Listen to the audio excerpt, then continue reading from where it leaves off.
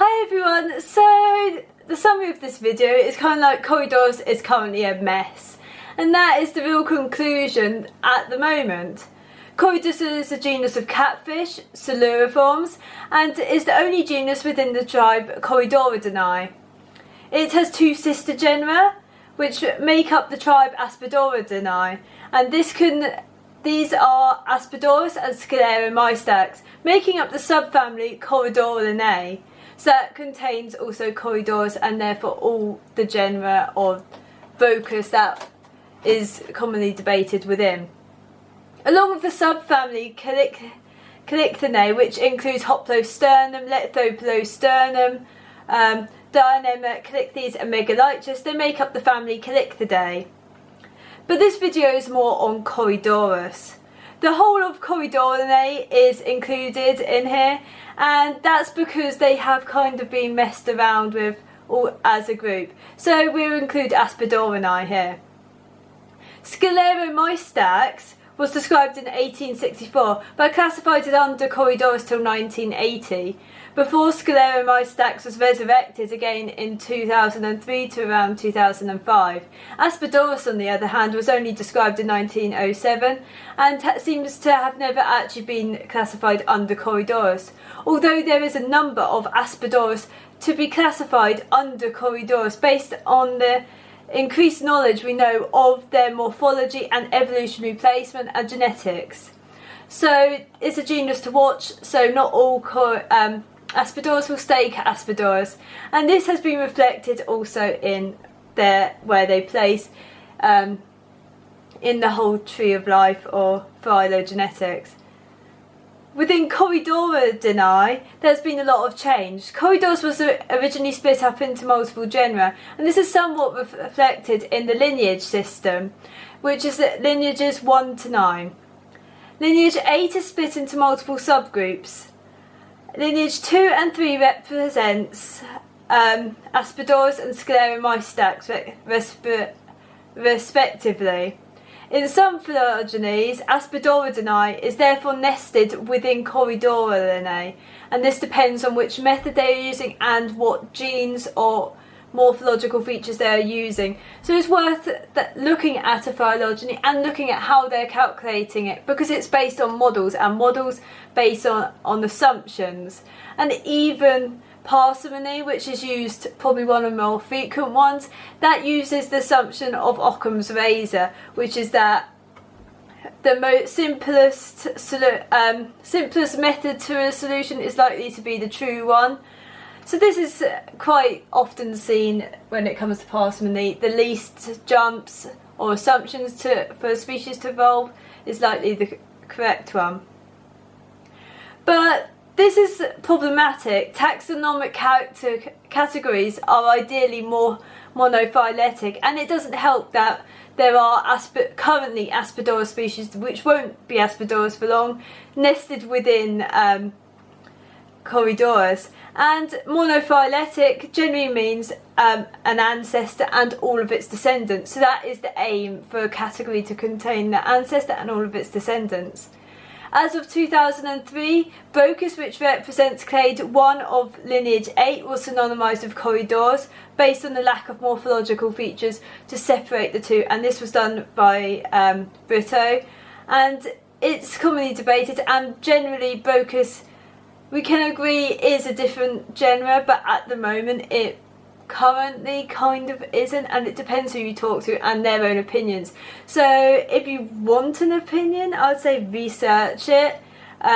Otherwise, I tend to say it's best to follow those who have done their own research and have their own full understanding of the topic. In the future, there's likely to be a revision of Corydoras, resurrecting some of the older genera. And this is what will confuse people and mess up stores and everything completely, because it won't take long for them to be out of date if this occurs. I will be talking about the different lineages and making assumptions, but it is not always likely that these will actually come true, and that Corydoras will be sort of split into that number of genera, and that there won't be any sort of other alterations. So take it with a pinch of salt. Only lineage 3 will technically be Corydoras. This contains members such as Corydoras joffrey, Corydoras fowleri and Corydoras blotchi. A lot of people have noticed actually Corydoras from lineage 1 are actually more aggressive and territorial than other lineages. Lineage 8 would become Microcorydoras. This name suggests the smaller species contained within. That's Corydoras hastatus and Corydoras pygmaeus, which are also members of the group. Interestingly though, I didn't see Hasbrosus.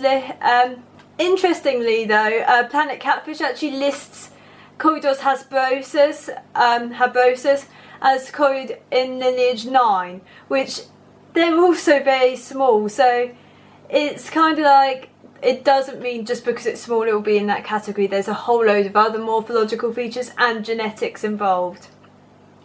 Lineage 5 represents the elegans group, and that has been suggested to be given the name Gastroderms, which was a previous genera. And this contains Aspidoras pauciradiatus and Corydoras napoensis. So this is another one that will get sort of could get revised, so it's not certain how the scientists will actually deal with the group. Lineage 9 has no synonyms and therefore will be given a new genus name should it be separated, and contains members such as Corydoras longipinus or Corydoras natieri. Lineage 7 is known as the Annius group, and this will, if renamed, will be given the name Osteogaster, which I believe will have something to do with the bone structure of them, given the name. And this contains Corydoras annius, Corydoras equus and Vabuti, so these are some of your more common Corydoras. So that will be interesting to see in stores if it does get given a new genus name, what people would actually end up doing, because people are so stuck on old names sometimes that when it does change it's like people get a little bit lost. Lineage 8 is split up into 4 clades, therefore I'm not really sure whether if split up it'll be one genus or it'll be several subgenera, but the problem is the first clade in that is Brochus, so that makes it a little bit more confusing. Lineage 9 will involve the resurrection of Hoplosoma, containing members such as Corydoras sturbi and Corydoras trilliniatus. So that is another one with quite common species, and you can see that Corydoras, we're kind of at the moment in this sort of momentary period where we're not quite sure where half the things will place.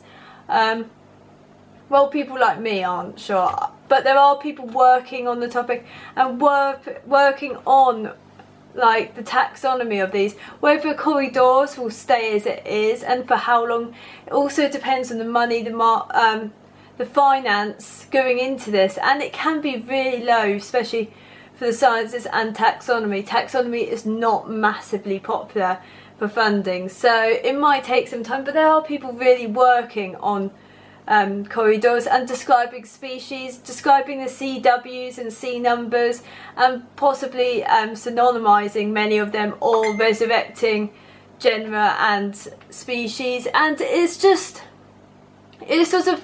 different to me because I look at Lorcarids, but more specifically Hypostominae, compared to, I don't look at Corydoras. I find them really confusing. A lot of them look very similar to me, and it kind of might represent to me that their evolution, I find they are a smaller tax, it is just a genus, whereas Lorcarids is a whole family. But even within Calycthidae, they're all very similar fishes.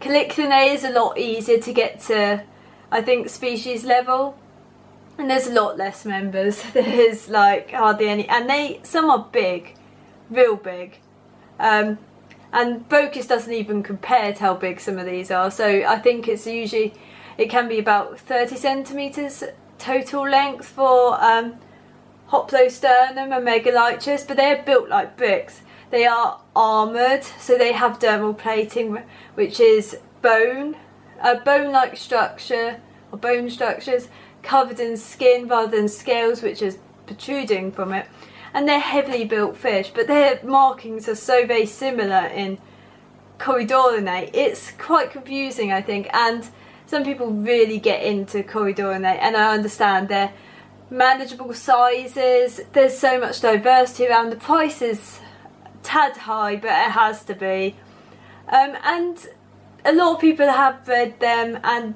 enjoy the challenge of breeding them, and there's so much you could keep with them. They're not high temperature fish, and they range in temperatures from sort of very low to lower, so about 18 all the way up to sort of about 25 long term, but they can go short term a bit higher. So it's a group that a lot of people really like, and I did my undergrad on them, but I'm so rusty with that taxa. Anyway, thank you for watching.